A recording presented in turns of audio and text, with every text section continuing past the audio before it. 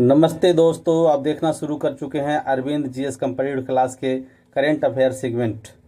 आज हम लोग बात करने वाले हैं, आज तारीख है 15 मई 2025। आज का जो करेंट अफेयर बनेंगे उसका हम लोग डिस्कशन करने वाले हैं दोस्तों। देखिए, आज आपके इस वीडियो में क्या क्या मिलने वाले हैं। ये सीजेआई का ओथ मिलेगा। यहाँ पे सीजेआई का ओथ कल ही हुआ है, इसके बारे में हम लोग समझेंगे। ओके, देखिए, चीफ जस्टिस ऑफ इंडिया का ओथ सेरेमनी चल रहा है, उसके बारे में बात करेंगे। ओके, मॉनेटरी पॉलिसी इसी मंथ में आया है, इसके बारे में बात करेंगे। ओके, और आपको बात करें भारत रत्न 2024 का मैं एक टॉपिक उठाया हूँ, मनरेगा का भी एक इसमें भी एक टॉपिक है। तो देखिए दोस्तों, ये कुल मिलाकर के बहुत इंटरेस्टिंग रहने वाला है।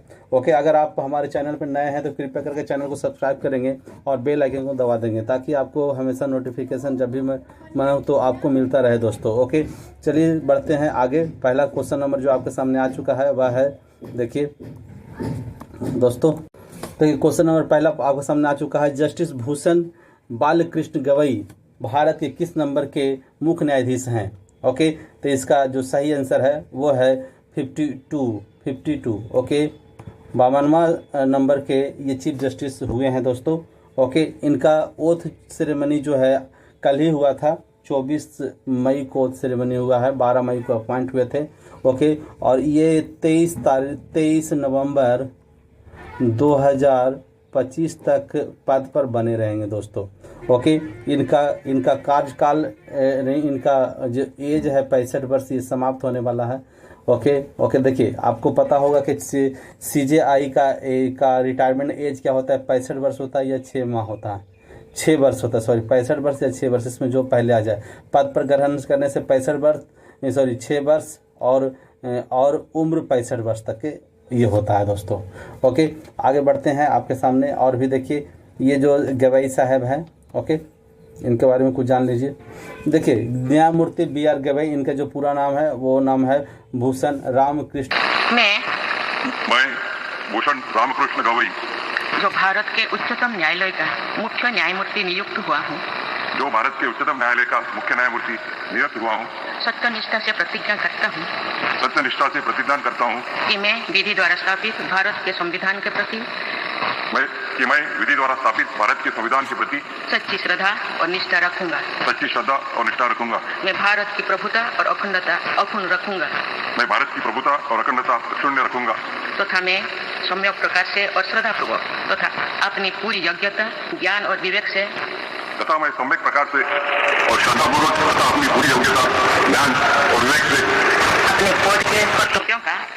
अपने पद के कर्तव्यों का भय या पक्षपात, अनुराग या देश के बिना पालन करूंगा। तथा मैं संविधान और विधियों की मर्यादा बनाए रखूंगा। गवई, ओके, ये वर्तमान में मुख्य न्यायाधीश हुए। ओके, मुख्य न्यायाधीश हैं अभी, और ये रहेंगे, आपको बताएं, नवंबर तक रहेंगे। ये पहले बम्बई हाई कोर्ट के पूर्व न्यायाधीश थे। 2019 में सर्वोच्च न्यायालय में प्रोन्नति उनका हुआ है। ओके, और देखिए, एक और फैक्ट है जो बहुत मायने नहीं रखता है, आपके एग्जाम्स में क्वेश्चन नहीं बनेंगे, लेकिन एक बस ऐसे ही चलता है। ये बौद्ध समुदाय से हैं। ओके, बौद्ध समुदाय से हैं। देखिए, ये एक्चुअली में हैं तो हिंदू ही हैं, लेकिन दादाजी बौद्ध ग्रहण कर चुके थे, तो ये भी बौद्ध संप्रदाय को मानते हैं, तो बौद्ध धर्म से ये रिलेटेड है। ओके, दलित समुदाय से के दूसरे न्यायाधीश है, पहले बौद्ध हैं, अभी तक कोई भी बौद्ध न्यायाधीश न बने हैं, तो पहले ये हैं, और ये दलित समुदाय से बिलोंग करते हैं। देखिए, थोड़ा सा यहाँ पे ये कई मैंने इसको जानबूझ के इस दोनों पॉइंट को उठाया है, क्योंकि यहाँ पे देखिए, जहाँ भी मैं सर्च कर रहा हूँ तो ये दोनों लाइन हमको दिख रहा है। ओके, लेकिन थोड़ा सा आप समझिए, बौद्ध धर्म अगर अपना लेते हैं तो बौद्ध धर्म में दलित नहीं है। ओके, तो दलित जो है हिंदू में है। ओके, ये दलित समुदाय जो है ये हिंदुओं का समुदाय में आता है।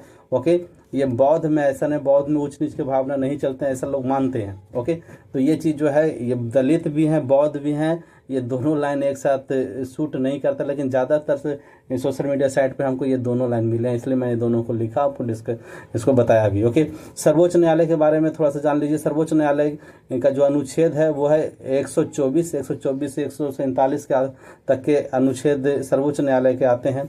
इसकी स्थापना, उसी अनुच्छेद में सर्वोच्च न्यायालय की स्थापना और गठन की बात करता है दोस्तों। ओके, इसकी स्थापना कब हुआ था? तो 26 जनवरी 1950 ईस्वी को इसकी स्थापना हुआ था। ओके, सुप्रीम कोर्ट की। ओके, तो ये सुप्रीम कोर्ट भारत में क्या है? एकीकृत न्यायिक व्यवस्था है। यानी कि आप देखेंगे तो भारत में ऊपर सुप्रीम कोर्ट 1 है, एक है, उसके नीचे में आइएगा तो सभी राज्यों के राजधानी लगभग में आपको हाई कोर्ट मिलेंगे। ओके, उसके नीचे आइएगा तो राज्य जिला में जिला स्तर पर कोर्ट मिलेंगे। ओके, तो यानी कि पिरामिड की तरह ऊपर में केवल एक है और नीचे बढ़ता जाता है और नीचे और बढ़ता जाता है। तो पिरामिड की जैसा संरचना, ये एकीकृत संरचना हमारे न्याय व्यवस्था में है, न्यायपालिका में है दोस्तों। ओके, तो आगे बढ़ते हैं। नेक्स्ट जो है देखिए अगला क्वेश्चन आ चुका है, कोसी मैची लिंक परियोजना। तो कोसी मैची लिंक परियोजना, ठीक है, ये कोसी मैची लिंक परियोजना किस राज्य में है? क्वेश्चन यही है आपका। ओके, तो इसका सही आंसर हो जाएगा ये बिहार में है दोस्तों। ओके, देखिए बिहार में ये कोसी मैची लिंक परियोजना, ये जो क्या है, ये देखो एक्चुअली में नदी जोड़ो परियोजना होता है। नदी जोड़ो परियोजना, नदी जोड़ने का मतलब है कि नदियों को, दो नदियों का पानी को जोड़ा जाता है। एक नदी में अगर पानी ज़्यादा आ रहा है, बाढ़ की स्थिति हो रहा है, तो यहाँ से पानी निकाल कर दूसरी नदियों में जोड़ा जाता है। जहाँ सुखाड़ आ रहा है, इस नदी में पानी नहीं आता, तो यहाँ पानी भी आ जाएगा, जिससे ये एरिया में सिंचाई होगा, इस एरिया में बाढ़ का नियंत्रण हो जाएगा। ओके, तो बाढ़ और सुखाड़ दोनों समस्या को समाधान करने के लिए नदी जोड़ो परियोजना, जिसको लिंक परियोजना भी कहा जाता है दोस्तों, जो इम्पोर्टेंट है, ये होते हैं। ओके, देखिए इसके बारे में डिस्कशन भी कुछ आपको मिलेंगे यहाँ पे। देखिए आ चुका है आपके सामने डिस्कशन। देखिए ये है आपका बिहार में, उत्तरी बिहार में आप जाएंगे तो ये वाला क्षेत्र आप देखिए यहाँ पे दिख रहा है, ये है कोसी नदी और ये आपको यहाँ से आया है मैची नदी। तो यहाँ देखिए ये दोनों को मिला दिया गया है, यानी कि कोसी का पानी मैची में चला गया और मैची से क्या होगा, ये पूरा एरिया जो है, इस एरिया में सिंचाई होंगे और कोसी का बाढ़ का नियंत्रण होगा। इसका उद्देश्य क्या है? कोसी का पानी मेची में डालकर सिंचाई को बढ़ाना। ओके, सिंचाई व्यवस्था को बढ़ाना। इसमें लाभ क्या होंगे? लाभ 2.1 लाख हेक्टेयर सिंचाई होंगे, कृषि उत्पादन में वृद्धि होगा, बाढ़ में कमी होगा, तीनों काम होंगे। अगर सिंचाई होगा तो कृषि में उत्पादन होंगे और बाढ़ के पानी को कहीं और ले जा रहा था, बाढ़ का भी नियंत्रण होंगे।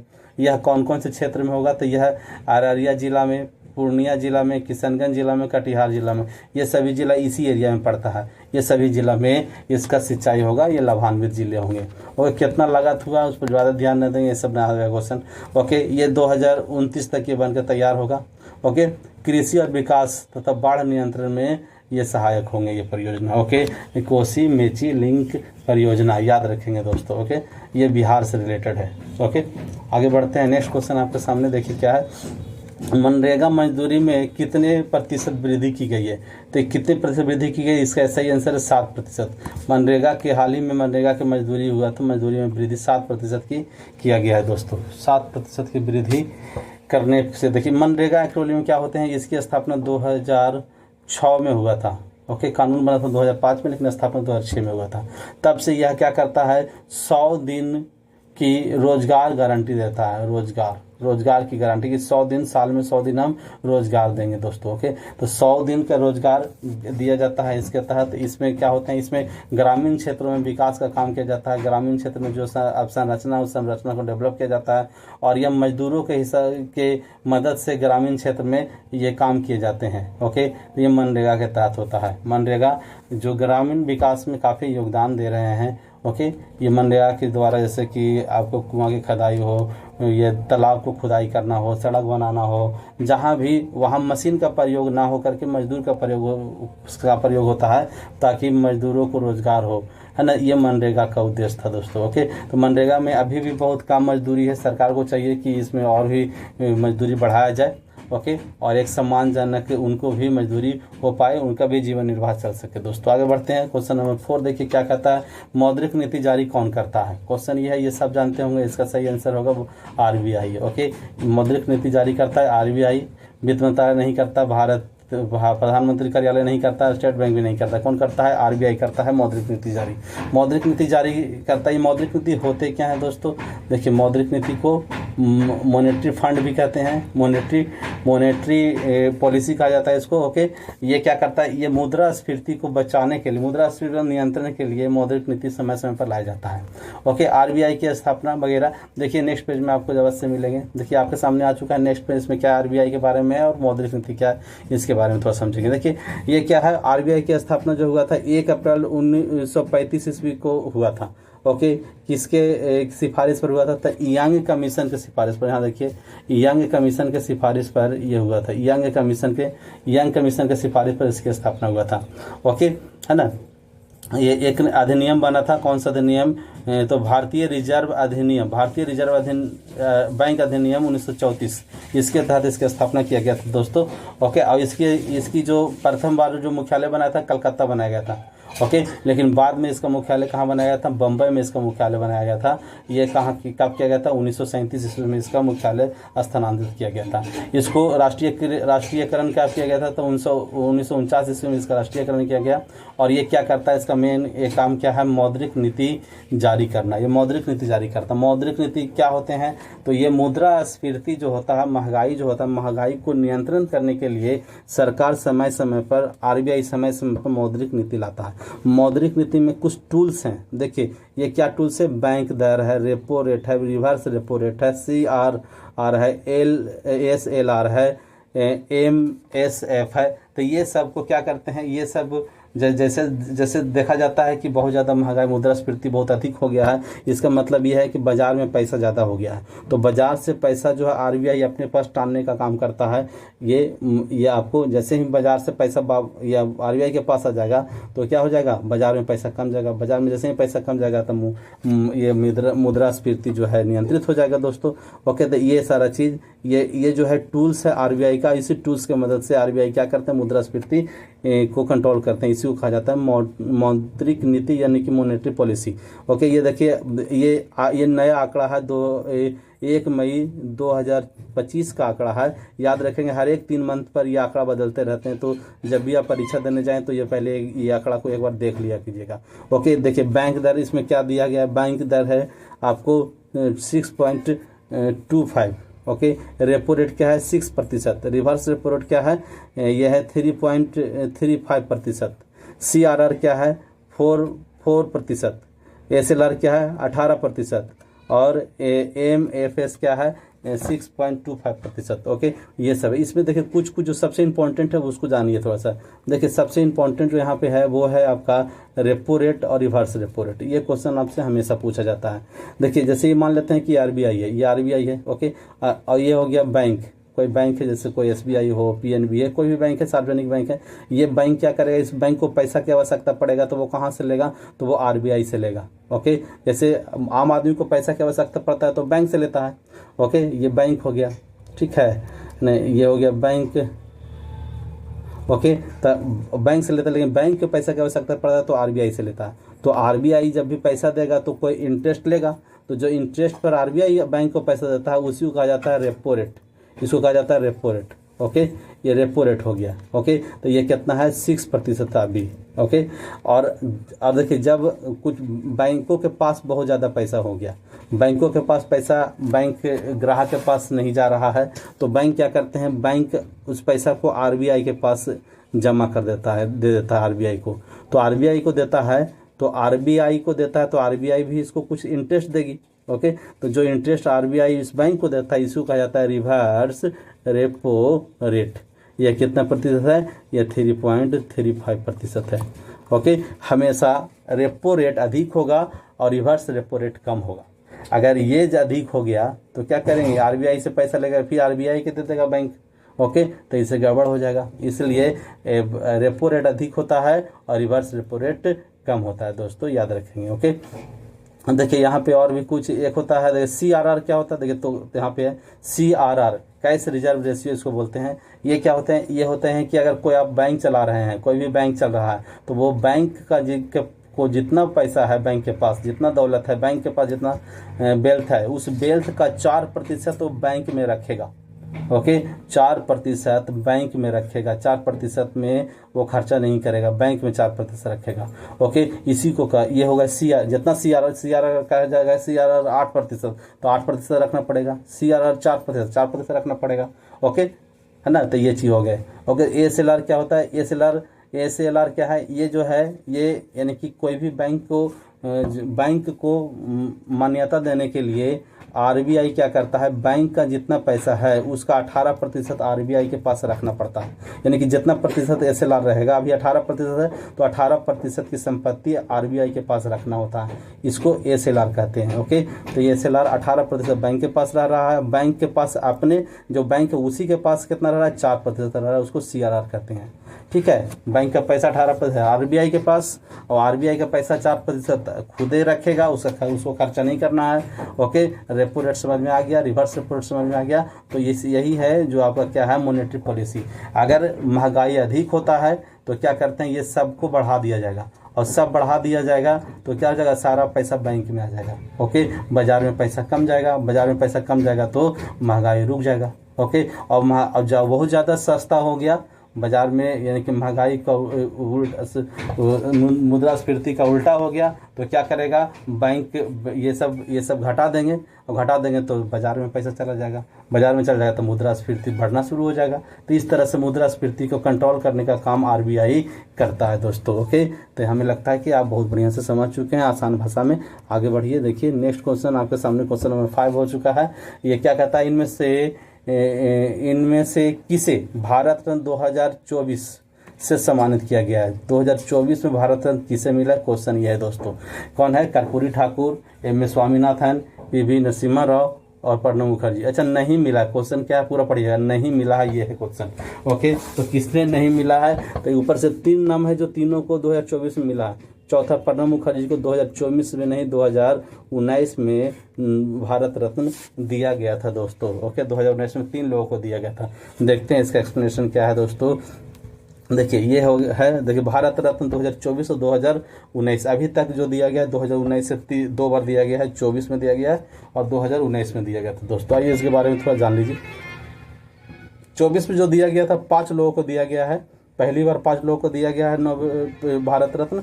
ओके, देखिए पहला किन्हें, तो कर्पूरी ठाकुर, उसके बाद लाल कृष्ण आडवाणी, PV नरसिम्हा राव, और चौथा चौधरी चरण सिंह, और 5वां हो गया M.A. स्वामीनाथन। सबके बारे में आप जानते होंगे। तो कर्पूरी ठाकुर कौन है? तो बिहार के पूर्व मुख्यमंत्री हैं, समाजवादी नेता थे। और ये व्यक्ति, देखिए इनके बारे में एक और चीज़ जानिए, एक फैक्ट जानिए कि बिहार में अगर अंग्रेजी अनिवार्य नहीं है तो कर्पूरी ठाकुर का ही देन है। कर्पूरी ठाकुर ने ही अंग्रेजी को अनिवार्यता समाप्त किया, यानी कि अंग्रेजी में पास होना जरूरी नहीं है। ओके, ये बात कर्पूरी ठाकुर ने ही अपने शासनकाल में लागू किया था दोस्तों। और लाल कृष्ण आडवाणी भाजपा नेता थे, है ना, भाजपा के वरिष्ठ नेता हैं लाल कृष्ण आडवाणी, और पूर्व उप प्रधानमंत्री भी रहे हैं। नरसिम्हा राव जो पूर्व प्रधानमंत्री रहे हैं, आर्थिक सुधारों का जनक भी है। जो पहली हमारे यहाँ से आर्थिक संकट हुआ था तो नई आर्थिक नीति में भी इन्होंने अपने योगदान दिया था दोस्तों। चौधरी चरण सिंह के बारे में, पूर्व प्रधानमंत्री वो भी हैं, और उनको भी मरणोपरांत मिला है, और ये किसानों के एक परोपकार थे। ठीक है, M.A. स्वामीनाथन के बारे में जानते होंगे, भारत के हरित क्रांति का जनक हैं। तो इन 5 लोगों को, भारत के 5 लोगों को भारत रत्न दिया गया। 2019 में 3 लोगों को दिया गया था। देखिए किसे किसे दिया गया था, तो पहला था प्रणब मुखर्जी, दूसरा नानाजी देशमुख, और तीसरा था भूपेन हजारिका। प्रणब मुखर्जी तो जानते हैं हमारे राष्ट्रपति रह चुके हैं, तो पूर्व राष्ट्रपति हैं। नानाजी देशमुख सामाजिक कार्यकर्ता हैं, शिक्षाविद हैं, शिक्षा के क्षेत्र में इन्होंने अपना कार्य किया है। भूपेन हजारिका क्या हैं, गायक हैं, संगीतकार हैं, कवि हैं, फिल्म मेकर हैं, ये सारा चीज़ इनके बारे में है। भूपेन हजारिका असम के रहने वाले हैं।